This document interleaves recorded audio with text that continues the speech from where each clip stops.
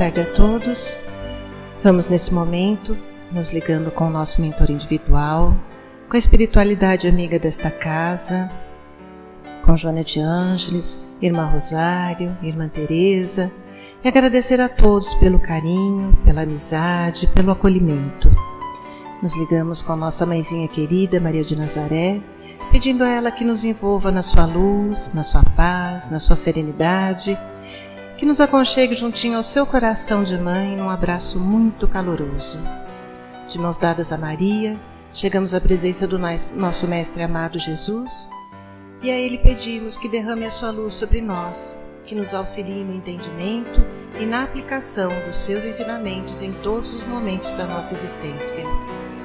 De mãos dadas a Maria e a Jesus, chegamos à presença do nosso Pai Criador. A Ele agradecemos pelo que somos, pelo que temos, pela oportunidade bendita de estarmos aqui reunidos. E vamos nesse momento elevando os nossos corações e os nossos pensamentos em louvor e agradecimento, dizendo ao Pai: Pai nosso que estais nos céus, santificado seja o vosso nome, venha a nós o vosso reino, seja feita a vossa vontade, assim na terra como nos céus. O pão nosso de cada dia nos dai hoje, perdoai as nossas ofensas, assim como perdoamos aqueles que nos têm ofendido. E não nos deixeis cair em tentações, mas livrai-nos de todos os males, pois vossos são o reino, o poder e a glória para todo sempre. E harmonizados que estamos, vamos nos ligando com as equipes espirituais de tratamento desta casa, pedindo que seja derramado a luz branca do Cristo sobre todos os assistidos. Essa luz vai serenando, acalmando e tratando a cada um de nós. Pedimos às equipes de P2 que projetem a luz azul sobre todos nós. Essa luz vai percorrendo o sistema nervoso central, tratando cada um dos centros de força, trazendo todos eles no equilíbrio. Pedimos às equipes de CH que projetem a luz rosa no coração de cada um dos assistidos. Essa luz vai serenando, acalmando esse cardíaco, fortalecendo a fé e a confiança em cada um de nós. Nos ligamos com as equipes de P3B e pedimos a projeção da luz branca do Cristo, de um azul muito intenso que envolverá o coração e a mente de cada assistido. Pedimos também que sejam feitos todos os cortes de ligação que se fizerem necessários, que essas energias sejam levadas para o astral para o tratamento mais adequado. E vamos projetando um azul muito intenso em todo o sistema nervoso central e periférico, neurovegetativo, um rosa claro no cardíaco para aumentar a força, a confiança, a fé, um amarelo claro no frontal para ter pensamentos positivos, maior ligação com o mentor individual e força de vontade. E pedimos uma cúpula rosa clara vibrante da cabeça aos pés, envolvendo todos os assistidos de P3B. Aos assistidos de saúde, pedimos a projeção das cores do arco-íris, fazendo como uma cúpula protetora, envolvendo cada um desses assistidos pelo tempo que se fizer necessário. Que assim seja, Senhor. Graças a Deus.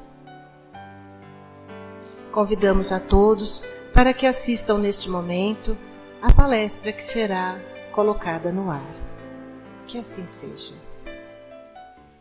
Vamos recebendo o nosso irmão Ailton, que fará o Evangelho da Tarde, e que ele se sinta muito sustentado entre nós. Que assim seja.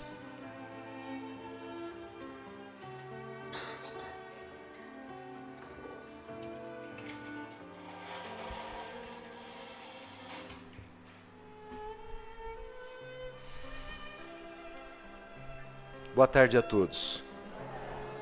Que a luz de Jesus possa nos envolver nesse momento, sempre com aquele objetivo maior de podermos sair daqui melhores do que quando chegamos. Eu acabei de fazer uma palestra agora, algumas horas atrás, às 2 horas, sobre o tema Morte, o começo da vida. e venho falar para vocês o tema de volta para a vida espiritual. Eu espero que não estejam me dando algum tipo de sinal, mas e nem para vocês. Mas a morte sempre foi um tabu na nossa sociedade, na verdade, discutirmos sobre esse tema. O que muitas vezes a ausência de discussão desse ponto nos faz erroneamente acreditar que o que vemos neste campo espiritual, material, é a nossa realidade.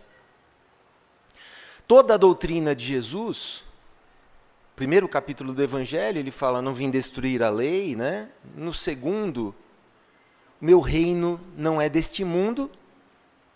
E no terceiro, há muitas moradas na casa de meu pai.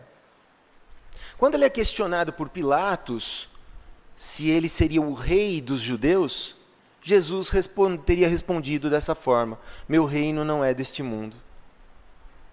Portanto, toda a doutrina de Jesus está pautada numa vida futura, sem a qual não conseguiríamos encontrar justiça se analisássemos tão somente a nossa vida do ponto de vista material. As desigualdades, a violência, as situações que nós vivemos, a nossa justiça falha, não é verdade? O que esperar da nossa justiça, da justiça dos homens?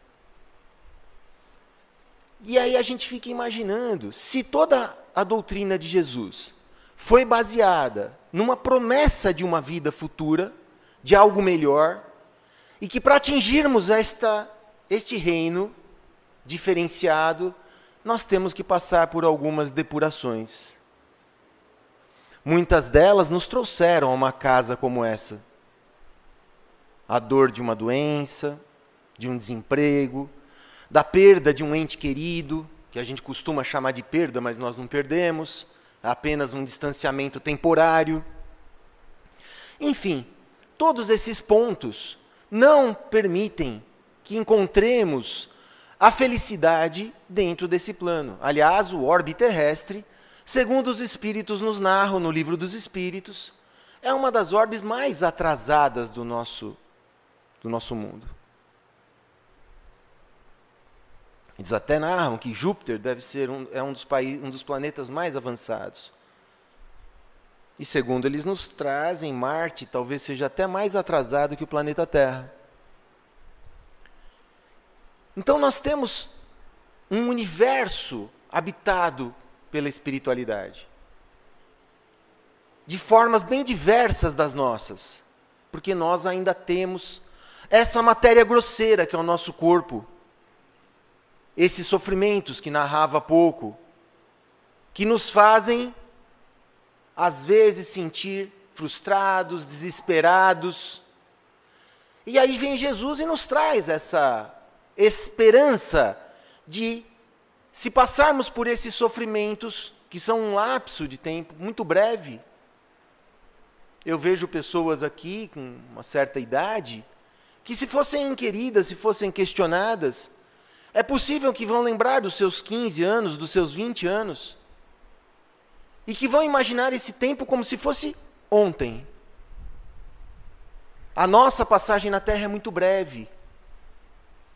E sendo breve, a recompensa que nos aguarda, se nós vencermos esses obstáculos com resignação, seguindo o que o Evangelho nos fala, nós vamos conseguir conquistar esse plano futuro. Mas é muito comum, Hermance Dufaux nos alerta, no seu livro Mereça Ser Feliz, que há muitos espíritas, inclusive, acreditando já possuidores de uma passagem tranquila para o plano espiritual. Uma vez que organizaram a noite da pizza, reuniram sacolinhas de Natal, falaram palavras confortadoras, bonitas, louvores, preces, e que não raras vezes chegam no plano espiritual num estado de confusão muito grande, porque se sentiam merecedores dentro daqueles dogmas religiosos que foram implantados em nossas mentes há muito tempo, de que conquistaríamos um pedaço no céu, tão somente doando uma soma, fazendo alguma coisa desse tipo, esquecendo-se de pontos primordiais que são as conquistas interiores. Num dos capítulos desse livro de Hermance, ela traz a pergunta 165 do Livro dos Espíritos, que nos fala: a doutrina espírita favorece, ajuda a diminuir o estado de confusão que ficamos quando desencarnamos? Exerce influência sobre isso? E aí os espíritos respondem: sim, sem dúvida, porque os espíritas têm o conhecimento deste intercâmbio com o plano espiritual. E, portanto, têm mais facilidade de identificar que desencarnaram. Entretanto, diz nessa questão, que a prática do bem e a consciência pura exercem influência muito maior. Então, como podemos praticar o bem sem exercer a doutrina de amor que Jesus nos trouxe? Como podemos ter a consciência tranquila se ainda estamos indiferentes a tanta dor que nos cerca? Como podemos querer ter consciência quando desencarnarmos se estamos inconscientes encarnados? Não estamos entendendo ainda que somos responsáveis, inclusive pela psicosfera mental que nos cerca, a erraticidade do nosso planeta. Ou, como sabemos pelo intercâmbio com os espíritos, as colônias espirituais mais avançadas são 100% plasmadas pelas formas pensamentos de espíritos de alta envergadura. E se sofremos determinadas situações aqui na Terra, é porque também o nosso padrão mental é capaz de produzir que tipo de psicosfera? Se nós não conseguimos controlar o nosso pensamento, a nossa angústia, o nosso medo, a nossa desesperança, não conseguimos sequer ter muitas vezes uma noite boa de sono, que é o momento em que o nosso espírito se desliga. Por quê? Porque a nossa consciência ainda, a nossa condição ainda é bastante atrasada. Quando desencarnamos, é como se estivéssemos saindo de um sono muito grande. Sabe quando a gente acorda que não sabe que dia é da semana, que nós estamos num determinado torpor. À medida que temos avançado a nossa consciência mental, dos valores reais que levamos para o plano espiritual, essa consciência se expande e esse tempo de torpor diminui. Mas ele pode se estender a dias, a meses e a anos. Que muitas vezes as pessoas ficam perdidas. Porque se fôssemos temos que atravessar, quando desencarnamos, a erraticidade do planeta, que é composta pelas formas pensamento que nós estamos plantando. Imaginem como superar tudo isso. Basta que comecemos a observar o nosso mundo íntimo. Quando a gente fala de reforma íntima, de modificação de nós mesmos, é disso que nós estamos falando. Não é por termos conhecimento da existência do plano espiritual que temos um passe livre para o além-túmulo. E sim, o trabalho incessante contra as nossas mazelas, contra os nossos vícios, contra os nossos defeitos morais, que é o convite da doutrina espírita. Eu me lembro de uma história que deve ser muito conhecida por vocês, e eu peço perdão a quem conheça, mas sempre vale a pena recordar, que diz que um padre, ou poderíamos até colocar um palestrante espírita, por que não, fazia suas missas regularmente, e para ir para a igreja ele pegava um ônibus.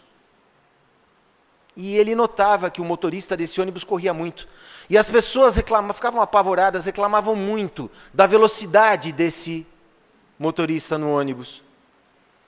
E o padre observou aquilo e continuou fazendo suas missas e tudo mais, tentando ajudar a comunidade da forma que ele acreditava, até que chegou o dia do desencarne dele. E ele achou que pelo trabalho dele dedicado à comunidade, que ele seria recebido no plano espiritual com uma comitiva de luzes, uma festa, uma comemoração espetacular. Mas não, ninguém veio recebê-lo. Mas ele observou que ao longe tinha uma festa, uma comemoração. Aguçando a sua visão, ele percebeu que era o motorista do ônibus. Questionou ali o seu mentor que estava ali próximo, por que ele, que havia dedicado tantas horas à comunidade, não foi recebido com tamanha alegria e entusiasmo, e o motorista, da qual as pessoas reclamavam, teria sido recebido daquela forma. E a resposta foi: durante a sua missa, as pessoas dormiam. E enquanto o motorista dirigia, as pessoas rezavam.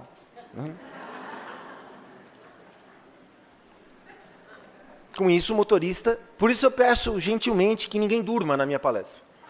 Porque eu posso, assim, ter alguma chance de ingressar no plano espiritual. E esse é o grande equívoco nosso. Não é? Falta-nos, às vezes, os valores necessários para ingressarmos. Porque quando depositamos a nossa esperança na matéria, tudo está em voga aqui.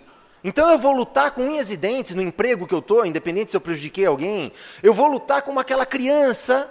Já viram uma criança rodeada de brinquedos? Ela está disposta a dividir? Não. Chega outra criança perto, ela não quer saber de dividir os brinquedos. Nós somos assim. Nós ainda estamos na infância espiritual. Nós ainda não queremos dividir nada. Nós só queremos salvar quem está à nossa volta. E aí eu lanço uma perguntinha para vocês, para que a gente reflita. E se não voltarmos para casa hoje? Fôssemos pegos nesse momento, porque temos duas grandes verdades. Eu não queria assustá-los, mas vamos partir um dia. É a grande verdade, não é? E não sabemos quando é a segunda. E se for hoje? Calma, fiquem tranquilos, espero que não. Mas seríamos chamados exatamente nesta fotografia instantânea do que colecionamos de valores morais e espirituais e do que não colecionamos. Será que o nosso saldo bancário, o carro de luxo que a gente tem, a posição social que ocupamos aqui conta no plano espiritual? Neste capítulo, nesse capítulo Meu Reino não é deste mundo, há um depoimento de uma rainha francesa, que não deixou seu nome, até porque é desnecessário. E ela narra exatamente a condição precária que ela adentrou o plano espiritual. Porque a realeza dela de nada adiantou naquele ponto. Ao contrário, seus súditos, os que não tinham sangue nobre, estavam em condições espirituais muito mais elevadas do que ela. E nessa passagem ela inclusive pede orações. Pede preces. Porque as ilusões da matéria nos levam às duas grandes mazelas. Ao egoísmo, não quero dividir, só penso em mim. Ao egocentrismo, eu sou o centro do universo. E ao orgulho, que nos cega e acha, às vezes, até que somos detentores de méritos que não somos.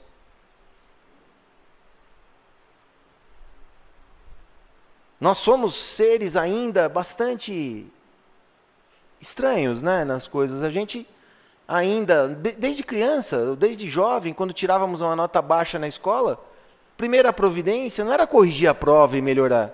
Era perguntar quanto você tirou para o outro. Se o outro foi mal, você, ufa, estou tranquilo. Mais alguém foi para o buraco comigo, né? E nós somos assim. Egoístas a esse nível. Não gostamos gratuitamente, às vezes, de alguém.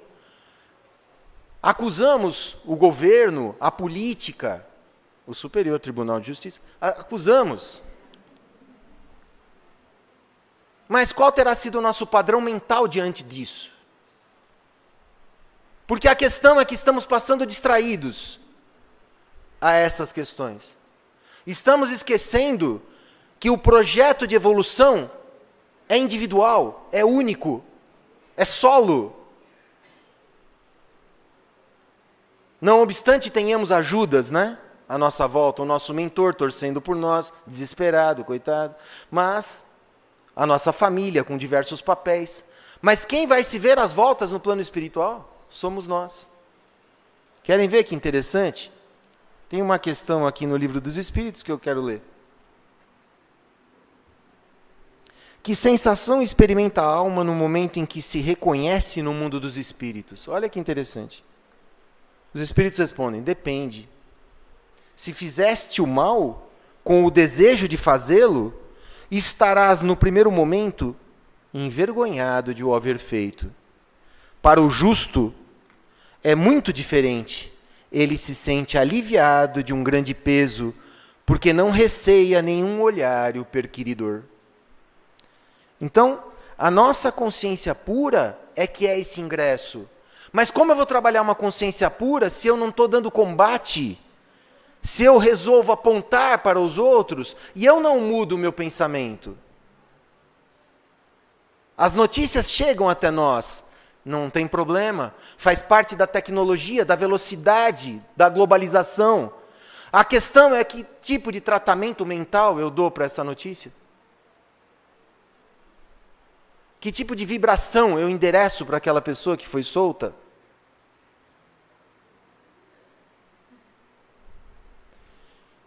Que tipo de contribuição eu dou para o meu planeta? É curioso, porque estamos num planeta, queremos que o meio ambiente sirva, que as coisas sejam boas, mas não colaboramos para essa psicosfera a partir do nosso mundo interior. E essa é a grande reforma. A reforma da consciência, de termos uma atitude mental diferenciada, uma postura diferente diante das coisas. Somos tão atrasados que precisamos da dor. Eu não sei se já contei aqui, mas tem uma historinha que diz assim: o rapaz foi abastecer o carro no posto de gasolina e observou que havia um cachorrinho chorando ao longe. E ele questionou o frentista: esse cachorrinho está com fome? A resposta foi: não, olha lá o prato dele, está cheio de comida. Não. Então ele deve estar com sede. Não, olha lá o pote de água, está cheio de água. Mas então por que esse cachorro está chorando?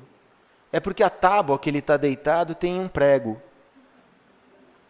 E esse prego lhe incomoda, machuca. Pô, mas então por que ele não levanta? Porque o prego é pequeno. Tudo que você tolera, você não muda. Às vezes o nosso prego é pequeno e a gente não se mexe.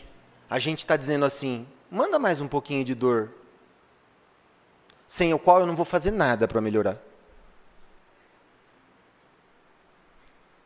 Sabe aquela gotinha? Eu fui na outra palestra, espero que não aconteça aqui. Sabe aquela gota na torneira? Que a gente tolera, deixa lá. Até que ela estoura de vez, aí você chama alguém, né? Não tem jeito. Enquanto era uma gota, você tolerou. Na outra palestra tinha uma senhora provocando o marido já. Você viu? Você não trocou a... Incrível que uma palestra é capaz de proporcionar discórdia. Muito... Mas não é assim que nós somos? Enquanto algo não te incomoda sobremaneira, você não faz nada. A nossa alienação ainda da vida, de observar as coisas.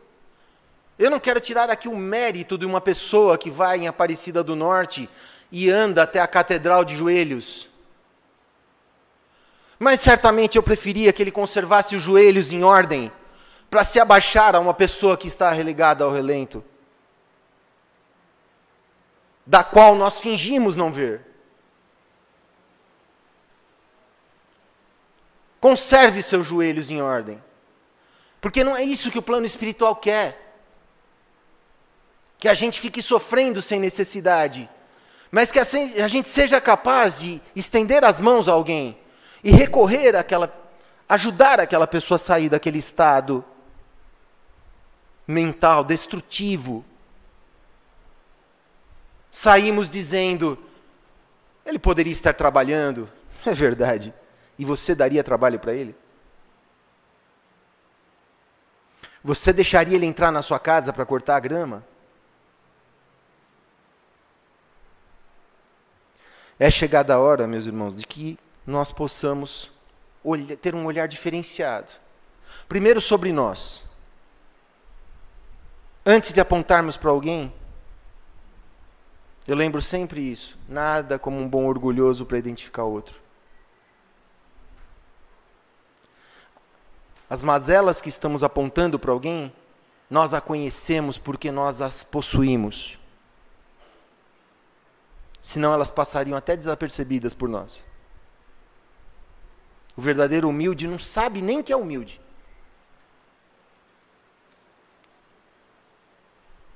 Então, o meu convite é que a gente saia daqui com um projeto de vida espírita. Um projeto de vida espiritual que nos convida, irmã Sidufo, para sabermos onde estamos e onde temos que chegar. Se eu estou alienado e fugindo do ponto em que eu estou, me recusando a analisar-me, a olhar os meus defeitos, mas sendo um habilidoso de apontar para o outro, eu não vou crescer. E não crescendo eu não me depuro, e não me depurando eu sofro. Porque tudo que há apego, há sofrimento. E estamos neste plano para que a gente treine essas questões. Treine o desapego de um ente querido. Paremos de falar o que será de mim. O que será dele? Nós nos preocupamos em fazer uma oração para que ele ingresse no plano espiritual com tranquilidade. Pessoas estão perturbadas. Essa semana soube de um jovem que se suicidou. Pai de 2 filhos. Ele deve ter dado sinais de desesperança. Um de nós podia estar do lado dele e evitar isso. E esse é um pensamento que eu tenho quando eu falo. Se a minha palavra puder tirar alguém desse estado de angústia, já terá valido a minha encarnação. E nós todos aqui podemos fazer isso. E devemos estar atentos a essas pessoas. Porque imagine que estado um suicida chega ao plano espiritual. Viu que não destruiu o corpo, mas não consegue destruir o perispírito, que é exatamente a nossa mesma postura, viu? Nós vamos sair lá no plano espiritual bem parecidos com o que estamos aqui. Não se decepcionem quem se acha feio. Mas com uma matéria semimaterial, que é o perispírito. O corpo morre, mas o espírito não. Então, se temos uma vida futura prometida por Jesus, mas que nos pede que sejamos bons, que sejamos justos, que sejamos corretos, pessoal, vamos começar. Em casa, aqui, na nossa casa mental. Se eu não posso vibrar para alguém difícil no trabalho, coloca na caixinha de vibração. É uma ótima, viu? Tive alguns casos que a pessoa foi demitida, não, brincadeira. Mas, vamos trabalhar com as armas de luz que a gente tem. E não o contrário. Porque quando vibramos o negativo, permanecemos atados ao negativo. Então o meu desejo para todos aqui nesta tarde é que nós tenhamos outro olhar, outra visão quando sairmos daqui. Sobre quem? Sobre nós. Para que aí sim, trabalhando nossas mazelas, possamos ajudar cada vez mais as pessoas. E aí sim não teremos que temer nada. Nada. Porque a morte não existe. O que existe é uma transformação, inclusive maravilhosa, porque aqui nós estamos nessa prisão ainda e bastante atrasada. Então eu desejo a todos que tenhamos uma encarnação branda, tranquila, serena, um olhar de paz, como diz os orientais, sentar na calma. Olha que gostoso. O oriental fala, sente na calma. A gente nem lembra de respirar. Que Jesus possa estar conosco sempre nessa missão, na missão de nos transformarmos em prol, sairmos de nós na direção de alguém que precisa mais. Que Jesus nos proteja. Muito obrigado.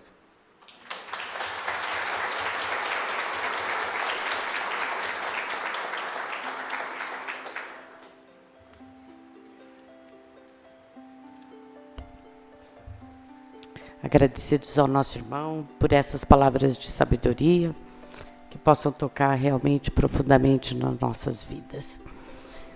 E agora, neste momento de finalização, para a segunda parte dos nossos trabalhos, vamos buscar as nossas melhores vibrações